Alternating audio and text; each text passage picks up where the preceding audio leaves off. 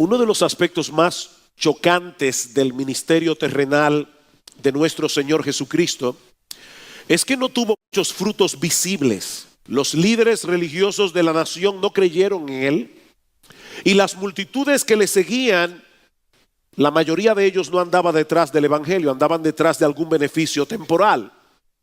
De manera que el grupo de seguidores sinceros que tuvo Jesús durante su ministerio realmente fue muy reducido.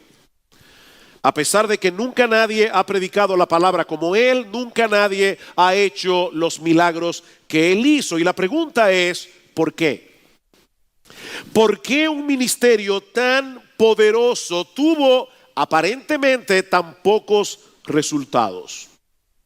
Bueno, tal parece que los discípulos del Señor se estaban haciendo esa misma pregunta. Dice en Lucas capítulo 13, versículo 23, que en cierta ocasión uno de sus seguidores le preguntó directamente al Señor si eran pocos los que se salvaban. Y seguramente no era el único que tenía esa inquietud. Ellos lo habían dejado todo para seguir a Cristo. Y a medida que escuchaban sus enseñanzas y lo veían ejercer su poder sobre las enfermedades, sobre la naturaleza y aún sobre los demonios, era evidente para ellos que Jesús era el Mesías prometido por los profetas del Antiguo Testamento. Pero tal parece que los demás no veían lo que ellos veían. O lo rechazaban abiertamente o le seguían por motivos equivocados. De hecho, los líderes religiosos de Israel sentían tal hostilidad hacia Jesús que se atrevieron a acusarle de estar endemoniado y de que él actuaba bajo la influencia y el poder de Satanás, como vimos hace unas semanas cuando estudiamos el final del capítulo 3. Así que mis hermanos y amigos que nos visitan en esta mañana, si nosotros tomamos como parámetro las reacciones de la gente en general, el ministerio de Jesús parecía estar fracasando.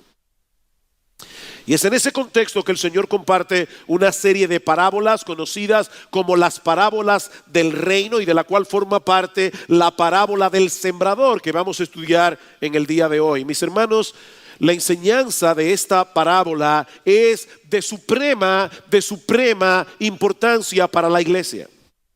Porque la razón de ser de la iglesia, la razón por la cual nosotros estamos aquí en este mundo, es para llevar a cabo la gran comisión que el Señor nos dejó antes de ascender a los cielos. La iglesia tiene el llamado de proclamar el evangelio del Señor Jesucristo íntegramente a todo el mundo, en todas las naciones. Pero ¿saben qué, mis hermanos? Esa es una labor que puede llegar a ser sumamente desalentadora por la poca respuesta que recibimos muchas veces de esa predicación.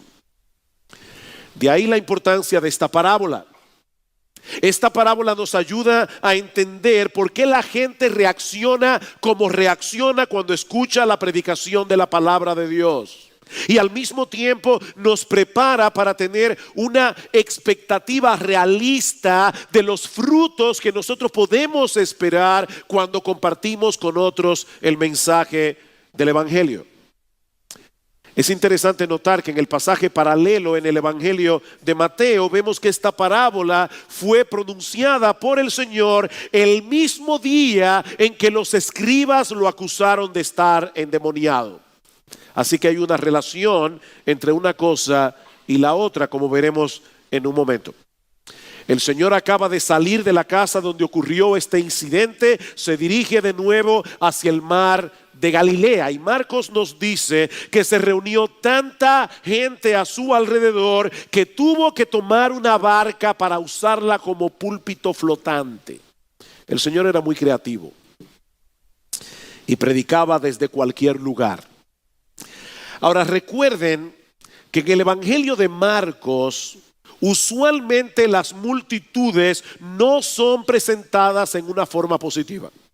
Cuando en el Evangelio de Marcos se mencionan las multitudes, en la mayoría de los casos es con una connotación negativa. La mayoría de estos individuos eran seguidores de Jesús a medio tiempo. ¿Conocen ustedes personas así? Hay un montón de gente así. Son seguidores de Jesús, pero part-time, a medio tiempo. Ellos estaban allí para ser sanados o para ver a Jesús realizar algún milagro, no porque tuvieran ningún interés en el mensaje de salvación que Jesús predicaba. Sin embargo, como quiera, el Señor aprovecha la ocasión para predicarles la palabra. Solo que en esta ocasión lo hace a través de parábolas.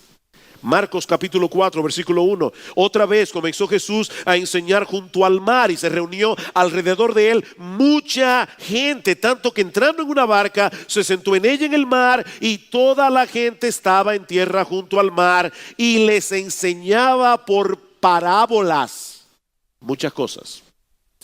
La palabra parábola proviene de una palabra griega compuesta para bolé, que significa colocar una cosa al lado de otra para hacer una comparación. Una parábola es una comparación. El Señor se vale de imágenes, se vale de historias de la vida cotidiana para enseñar verdades espirituales en una forma fácil de entender, en una forma fácil de recordar. ¿Quién nos recuerda la parábola del hijo pródigo? Este muchacho que se va de casa y le pide a su padre la herencia y luego vuelve arrepentido. Es una figura muy clara, es una figura muy impactante, es una figura fácil de recordar. Los árabes suelen decir que un buen maestro es aquel que puede convertir los oídos en ojos. Y definitivamente el Señor Jesucristo tenía la capacidad de hacer eso en una forma asombrosa. Sin embargo, las parábolas también tienen el propósito de oscurecer esa misma verdad que se quiere impartir cuando la persona está predispuesta en contra de esa verdad. En otras palabras, las parábolas revelan y ocultan la verdad al mismo tiempo. Al mismo tiempo. Esa misma historia que para algunos puede resultar sumamente ilustrativa, sumamente esclarecedora, para otros se convierte en un acertijo. En ese sentido, mis hermanos, las parábolas son un medio de gracia para los creyentes, son una señal de juicio para los incrédulos. Son una señal de juicio para aquellos que han desechado la verdad en contra de toda evidencia. Y eso es lo que está sucediendo aquí en el contexto. El Señor Jesucristo había pasado casi un año enseñando la palabra en Jerusalén y otro año más enseñando la palabra en Galilea. Esta gente había recibido el beneficio de escuchar al más grande predicador de toda la historia. Ellos habían visto manifestaciones impresionantes de su poder, todo eso sumado a un carácter impecable. Pero ellos habían decidido, a pesar de todo, permanecer en incredulidad.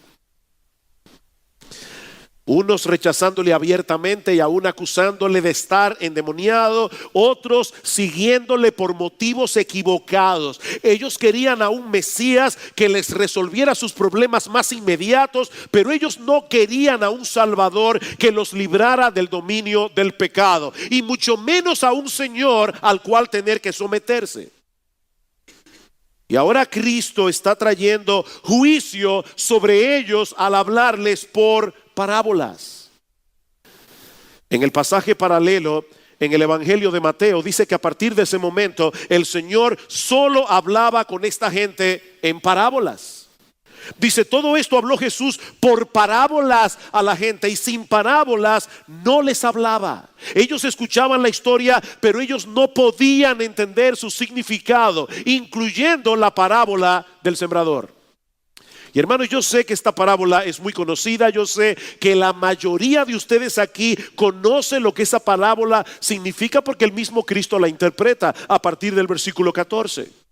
Pero yo les pido en esta mañana que traten de suponer por un momento que ustedes nunca antes han escuchado la parábola del sembrador.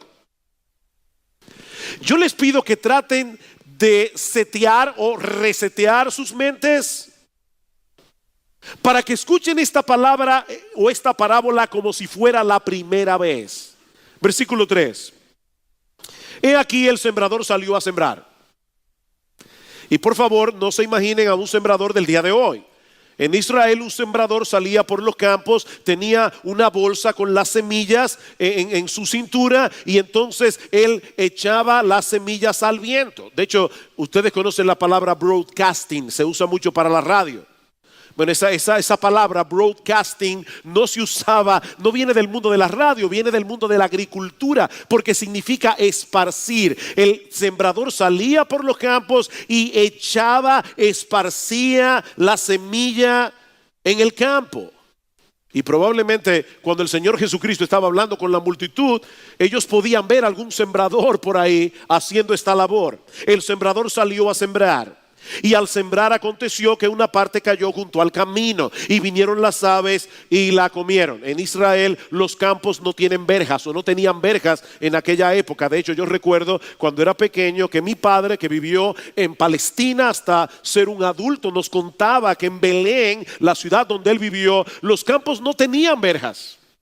Y de hecho uno podía entrar en el campo de una persona y tenía permiso de comerse todos los frutos que pudiera comerse. Lo que no podía obviamente era ir con un camión a sacar los frutos y venderlos en el mercado.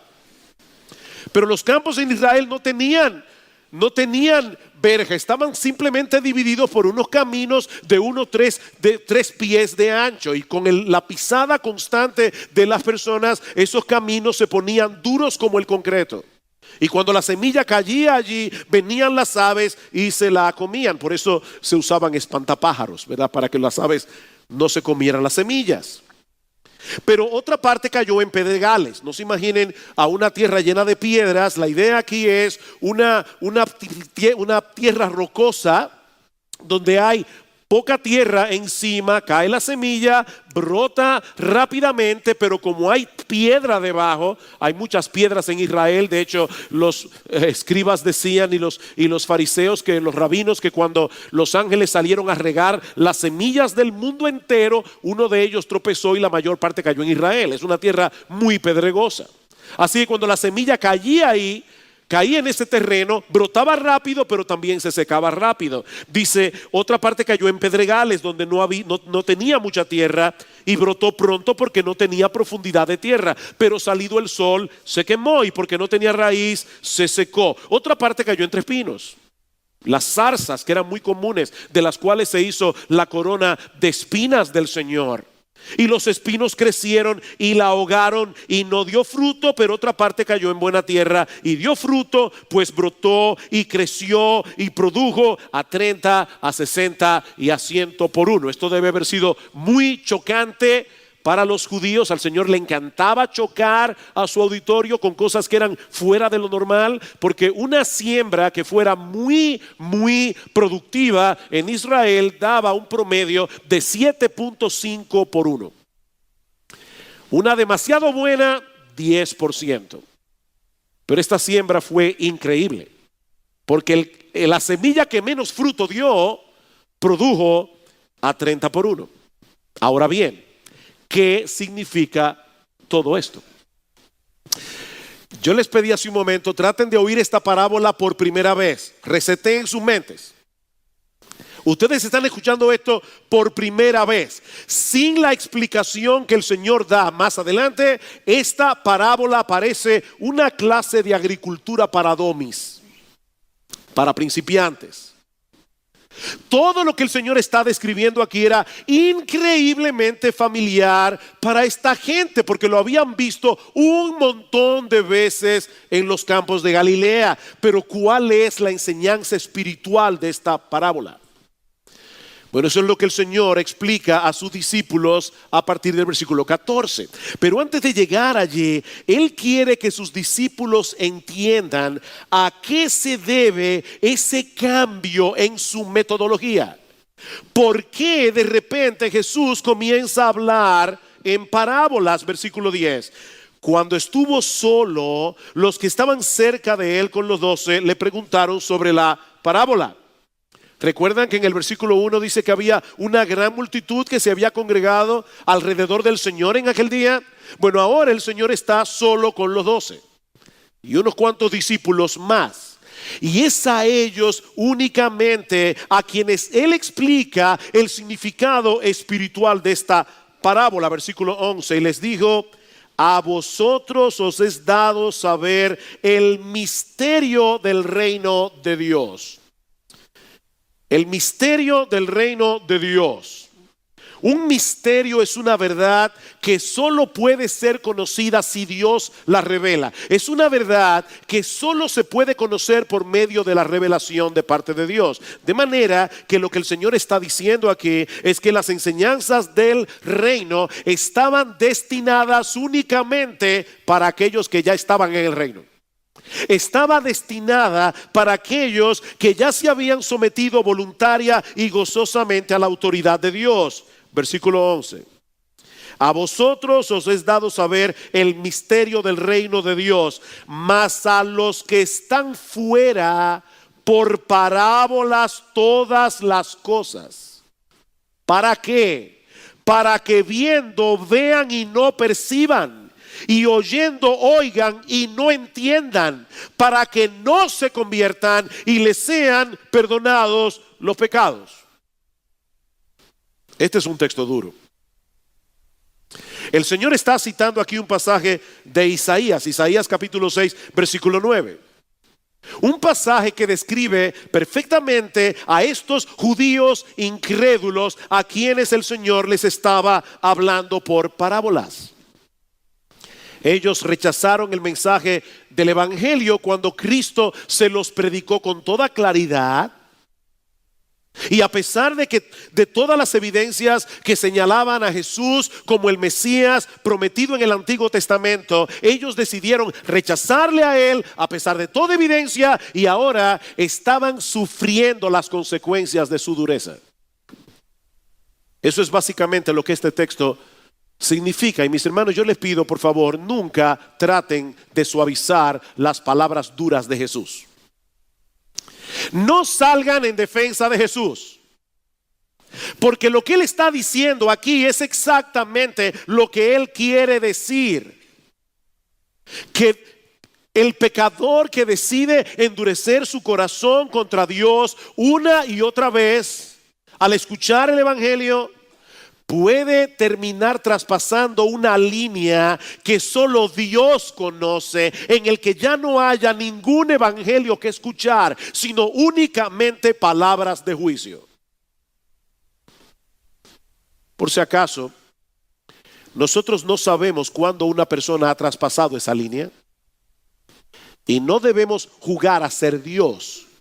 Nosotros no podemos ver el corazón de la gente. Así que, mi hermano, comparte el evangelio de Cristo mientras la gente te quiere oír, porque el evangelio sigue siendo poder de Dios para salvación. Pero esta es una seria advertencia que nadie debe tomar a la ligera. El continuo endurecimiento del corazón puede traer como consecuencia el castigo de un corazón más endurecido, como sucedió con Faraón. Faraón endureció su corazón contra Dios, a pesar de todas las evidencias de su poder, a pesar de todas las evidencias de su grandeza. ¿Ni sabe qué pasó? Dios castigó a Faraón con más dureza.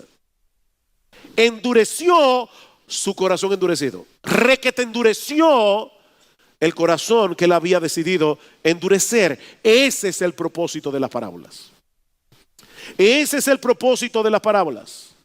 Traer juicio sobre aquellos que han decidido ir en contra de toda evidencia, endurecer su corazón contra Dios, y al mismo tiempo traer instrucción a todos aquellos que están dispuestos a escuchar. De ahí la pregunta del Señor en el versículo 13. Y les dijo: ¿no sabéis esta parábola? ¿Cómo pues entenderéis todas las parábolas? En cierto modo, la parábola del sembrador es clave para entender las otras parábolas del reino. Es por eso que a partir del versículo 14 el Señor ahora pasa a explicar el significado de esta parábola. Y de paso enseña a los discípulos cómo interpretar todas las demás. Versículo 14, el sembrador es el que siembra la palabra. Yo sé que tú sabías eso. Pero recuerda, estás escuchando esto por primera vez. Ahora comenzamos a entender que el Señor Jesucristo no estaba dando una clase de agricultura. El Señor Jesucristo está hablando de cómo opera la predicación de la palabra en el avance de su reino. Y en esta simple declaración no solo vemos que el sembrador es todo aquel que siembra la semilla de la palabra de Dios, y puede hablar de ti, puede hablar de mí, todo aquel que proclama el evangelio, sino que vemos también que esa semilla de la palabra es el instrumento que usa Dios para el establecimiento de su reino en la tierra. Mis hermanos, Dios no usará ninguna otra cosa para hacer que los pecadores vengan a Cristo en arrepentimiento y fe, para hacer que las personas se sometan voluntaria y gozosamente a su autoridad. Eso es lo que significa venir a ser parte del reino de Dios. Cantábamos hace un momento, venga tu reino, Dios.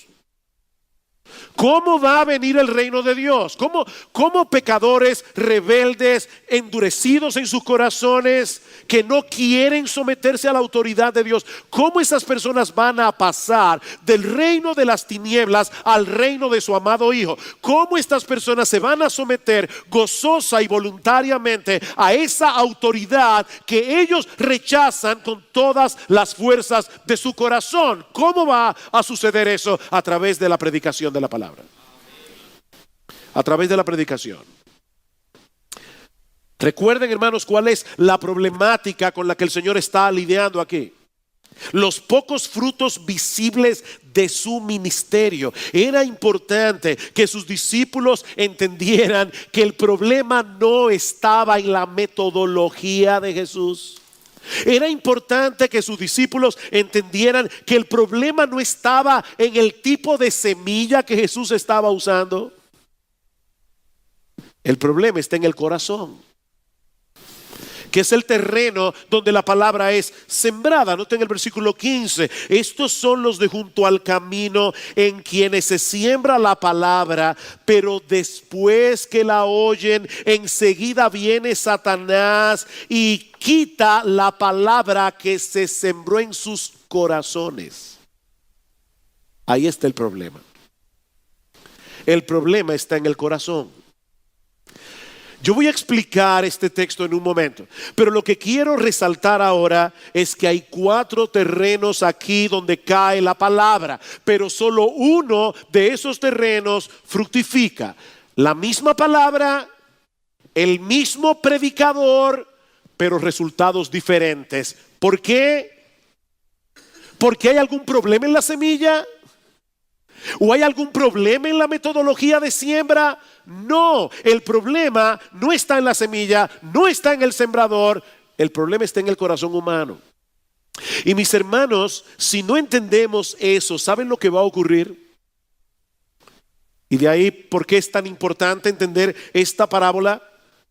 Que vamos a terminar adaptando el mensaje del evangelio para vencer la resistencia de los consumidores. Necesitamos mejores técnicas de marketing, porque la predicación del evangelio, como lo estamos haciendo ahora, parece que no está dando resultado. Vamos a adaptar el mensaje del evangelio. Vamos a hacerlo más potable a la gente que nos escucha. Mis amados hermanos, un evangelio adaptado es un evangelio corrompido que dejó de ser el evangelio. Y lamentablemente eso es lo que está sucediendo hoy en muchas iglesias. En muchas iglesias. Tenemos que buscar formas de conectar con la cultura para alcanzar a los perdidos. Si tocáramos una música más cool, Que a la gente le guste y dejemos de hablar del infierno y dejamos de hablar del pecado y dejamos de hablar del arrepentimiento. Puede ser que las personas se sientan más a gusto en la iglesia y tarde o temprano sean ganados para Cristo. No, mis hermanos. No, mis hermanos, la fiebre no está en la sábana. El problema no está en la semilla, el problema no está en la metodología, el problema está en el terreno. Es un problema del corazón. Un corazón que se resiste de una forma o de otra a que la palabra predicada encuentre un terreno dispuesto donde fructificar. Es un problema del corazón. Versículo 15.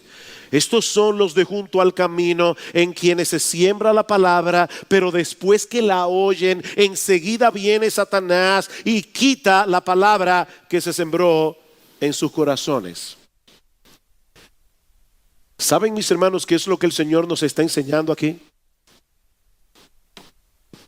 Que esto que está sucediendo ahora mismo en este lugar desata una batalla infernal.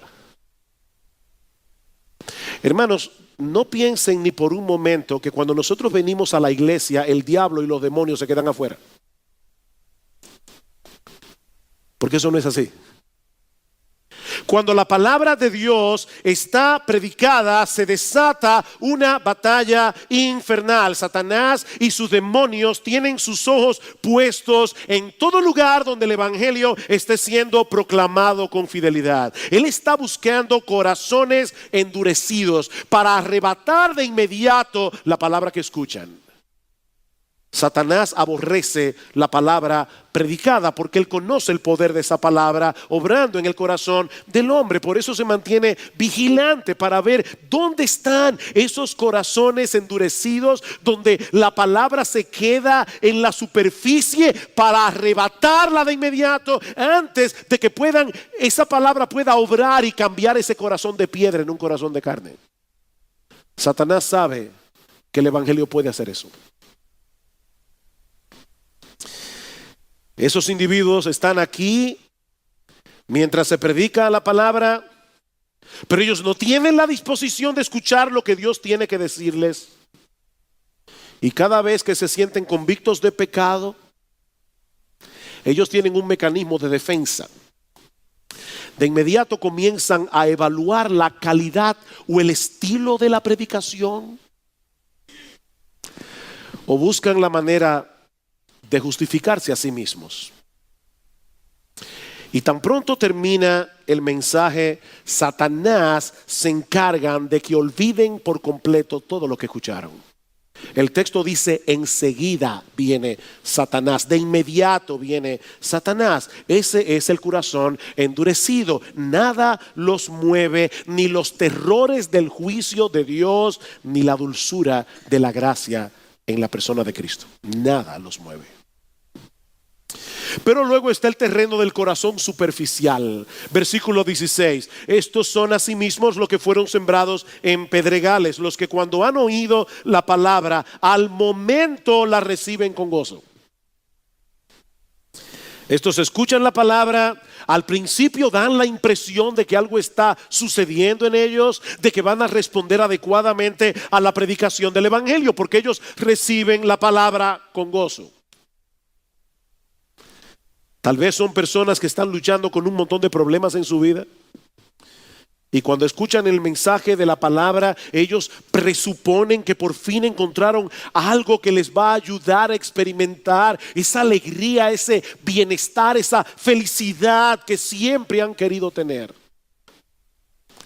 Pero lamentablemente ellos no entienden en realidad la esencia del evangelio. Ellos no entienden el precio que van a tener que pagar por seguir a Cristo. Versículo 17. Pero no tienen raíz en sí, sino que son de corta duración, porque cuando viene la tribulación o la persecución por causa de la palabra, luego tropiezan. Noten que el Señor asume que nosotros vamos a tener problemas tan pronto nos identifiquemos con Él.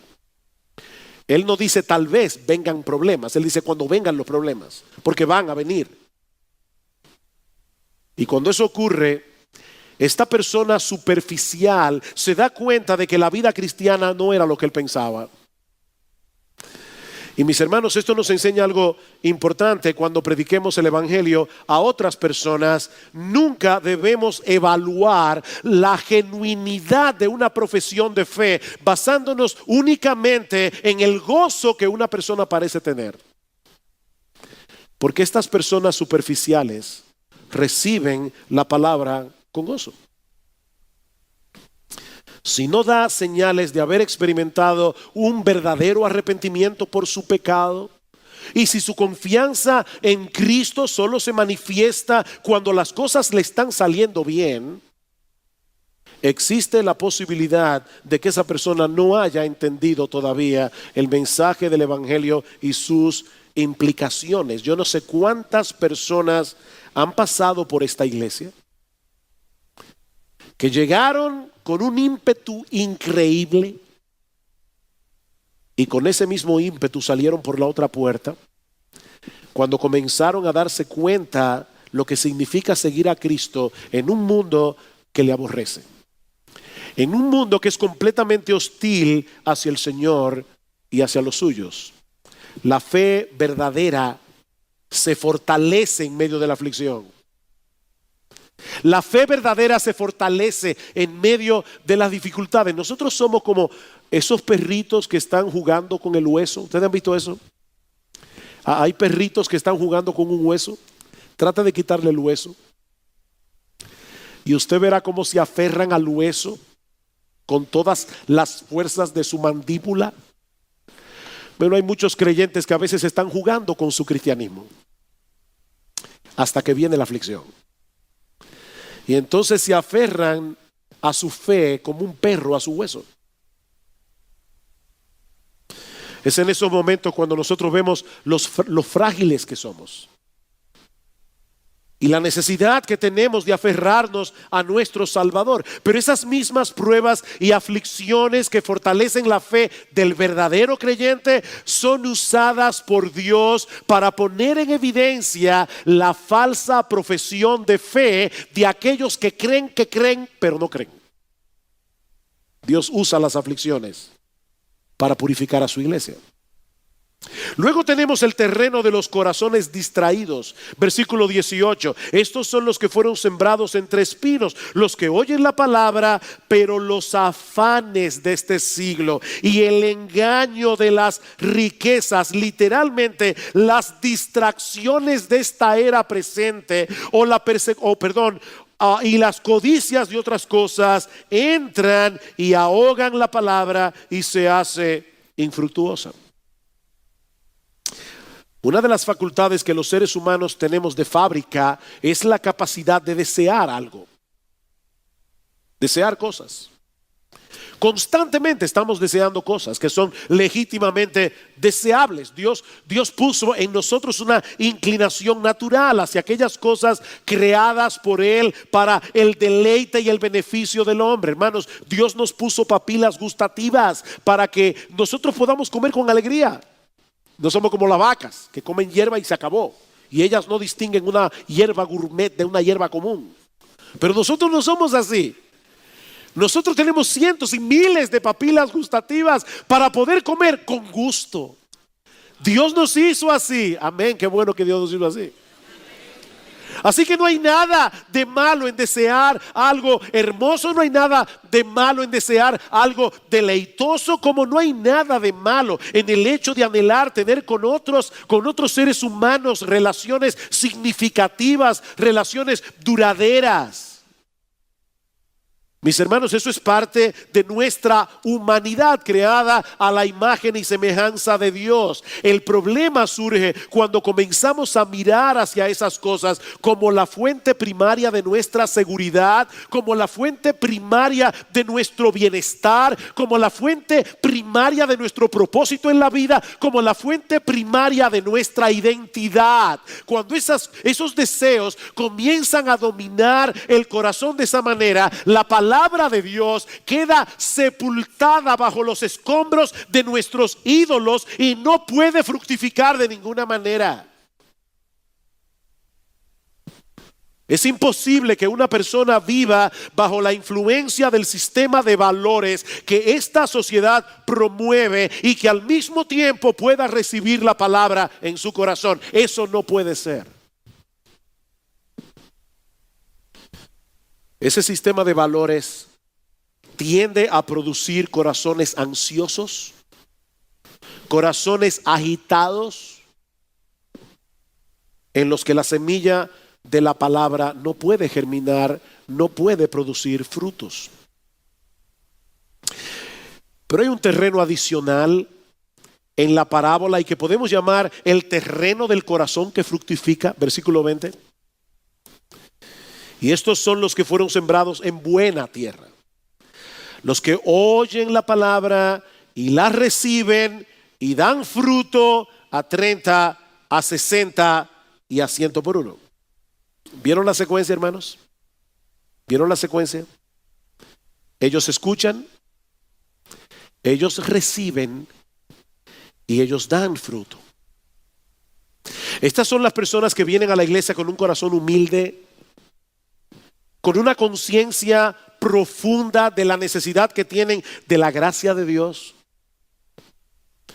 Estas personas escuchan la palabra con expectación, porque ellos saben que necesitan oír lo que Dios tiene que decirles personalmente. Hermanos, cuando el predicador se para aquí y predica la palabra, dice las Escrituras que el Señor Jesucristo se está moviendo en medio de los 7 candeleros de oro y Él está dando a cada uno su porción. Él está hablándote personalmente. Y de paso eso nos enseña que nunca debemos venir a la iglesia para huir por otros. Hay personas que oyen un mensaje de la palabra y dicen: ay, qué bueno que fulano está aquí. No, este mensaje no es para fulano, es para ti, es para ti, es para ti. Dios quiere que tú escuches la palabra. Dios quiere obrar en tu corazón, no en el de al lado, en el tuyo, por medio de la predicación de la palabra. Ellos no vienen a la iglesia a evaluar al predicador. Estas personas vienen a dejar que la predicación de la palabra los evalúe a ellos. Hay una diferencia entre venir a evaluar al predicador y venir a dejarse evaluar por la Biblia. Ellos saben que la palabra de Dios es viva y eficaz, y más cortante que toda espada de 2 filos, como dice Hebreos 4:12. Por eso vienen a la iglesia con un corazón preparado para escuchar con atención. Ellos vienen para recibir la palabra como se recibe un tesoro de incalculable valor.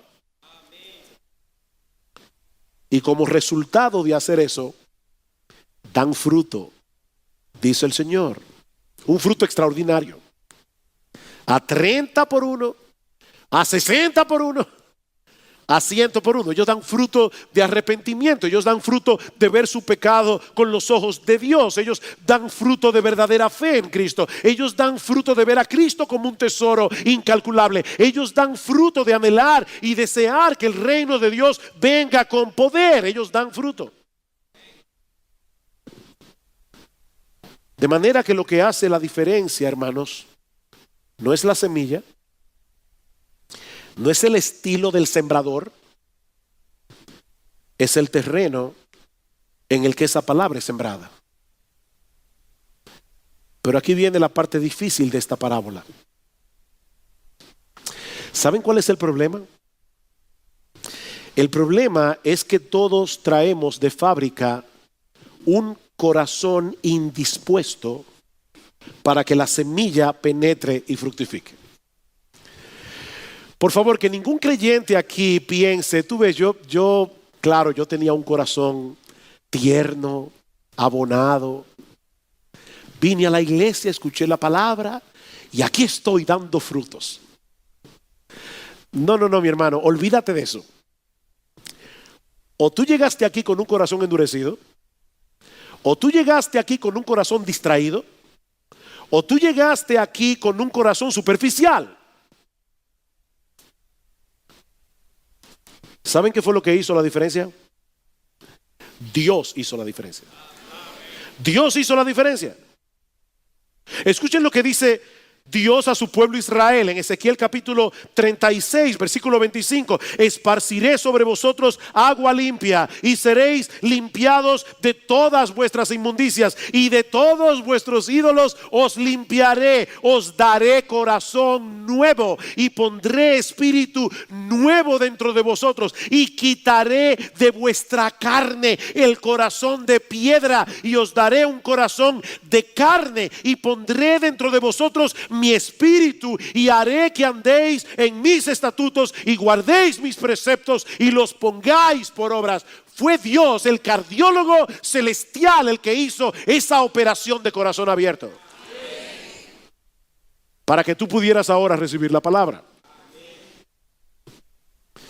Por fin, entonces, ¿de quién es la responsabilidad de que la palabra fructifique? Yo creo que la clave para responder esa pregunta está en el versículo 9. Entonces les dijo: el que tiene oídos para oír, oiga. Y mis hermanos y amigos, en todo este capítulo hay un énfasis muy evidente en la responsabilidad que nosotros tenemos de poner atención a la predicación de la palabra. Versículo 3: oíd. He aquí el sembrador salió a sembrar. Ya leímos el versículo 9. Versículo 23: si alguno tiene oídos para oír, oiga. Y en toda la parábola del sembrador, en cada uno de los terrenos, se enfatiza el hecho. Estos son los que oyen la palabra, pero oyen la palabra. Todos oyeron la misma palabra expuesta por el mismo predicador, pero solo un cuarto del grupo recibió la palabra y la puso por obra. Quiere decir que los del cuarto terreno eran mejores que los otros. Por supuesto que no. Si Dios no hubiera obrado en sus corazones, habrían reaccionado como los otros tres terrenos. Pero el Dios que transforma los corazones ha prometido obrar por medio de la predicación de la palabra en la vida de aquellos que escuchan con atención y la ponen por obra. Dios es soberano, el hombre es responsable. Y hermanos, no podemos predicar de tal manera que anulemos unas de estas dos realidades. Dios es soberano, el hombre es responsable. Él en su soberanía decide vencer la obstinación de muchos. Él en su soberanía decide darles un nuevo corazón, pero el bisturí con el que él lleva a cabo esa operación de corazón abierto es la predicación de la palabra. Por lo tanto, el que tiene oídos para oír, oiga. Ponga atención, esa es nuestra responsabilidad. Escucha la predicación de la palabra de Dios como un asunto de vida o muerte.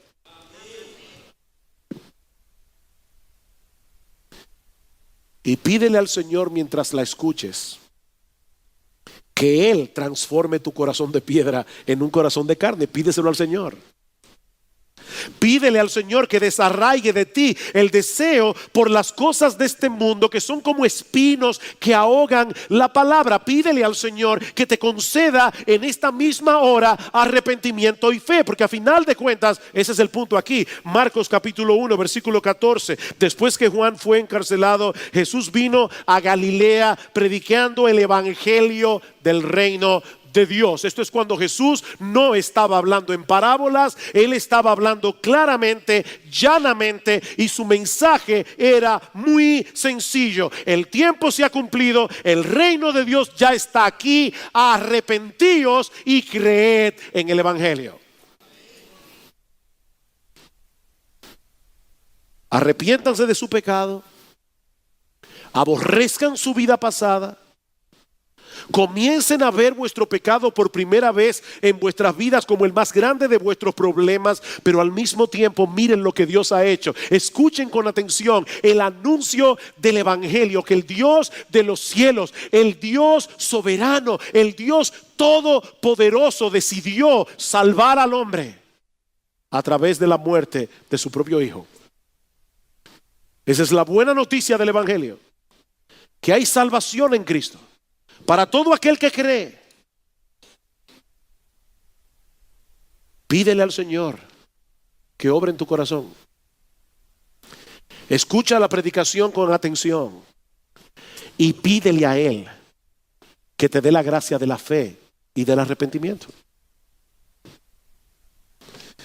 Pero al mismo tiempo no quisiera concluir este mensaje sin traer unas palabras de aplicación a los creyentes.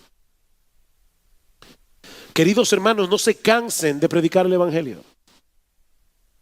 No se cansen de sembrar la semilla, por más desalentador que puedan parecer los resultados, porque la palabra de Dios es viva y eficaz.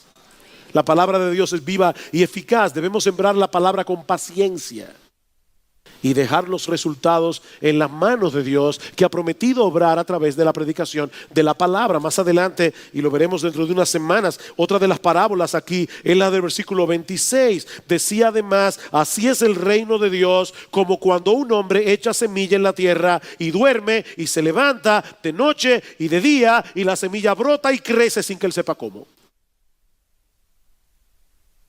Tú predicas la palabra y tú le dejas a Dios que haga la obra que Él quiere hacer a través de la predicación de la palabra.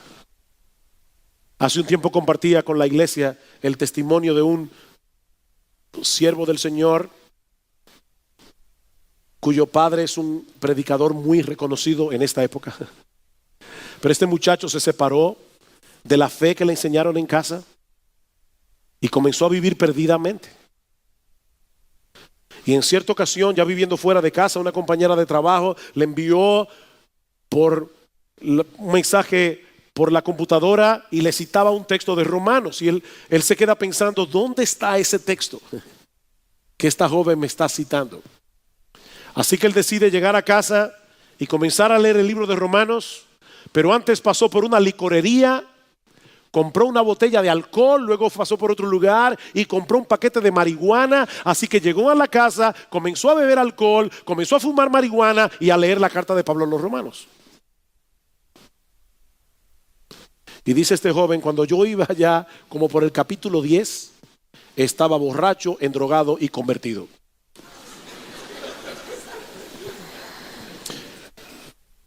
Un testimonio inusual, pero que nos muestra el poder todopoderoso de la palabra de Dios. Predica la palabra, mi hermano, porque en el momento en que menos te lo esperas, es posible que esa semilla fructifique y que produzca una cosecha sorprendente de hombres y mujeres transformados por el poder del evangelio. Mis hermanos, no podemos limitarnos a quejarnos de lo mal que están las cosas en República Dominicana. El mundo allá afuera se está cayendo en pedazos. Tenemos una sociedad podrida, pero tenemos un mensaje de esperanza, un mensaje poderoso, un mensaje transformador. El glorioso evangelio de nuestro glorioso Salvador y Señor Jesucristo. Predica la palabra, riega la semilla y deja en las manos de Dios los resultados. Resultados, resultados, resultados, resultados, resultados,